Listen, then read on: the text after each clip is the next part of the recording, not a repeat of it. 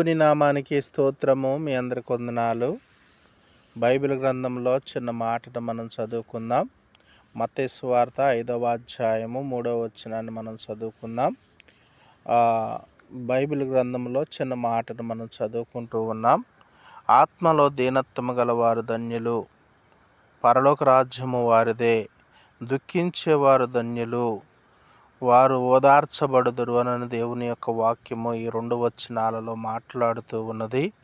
ప్రియులైనటువంటి దేవుని బిడ్డలారా, వేదనలో ఉన్న వారినైనను, బాధలలో ఉన్న వారినైనను, ప్రియులైనటువంటి దేవుని బిడ్డలారా, ఇడిపించగలిగినటువంటి దేవుడు మనతో ఉన్నాడు.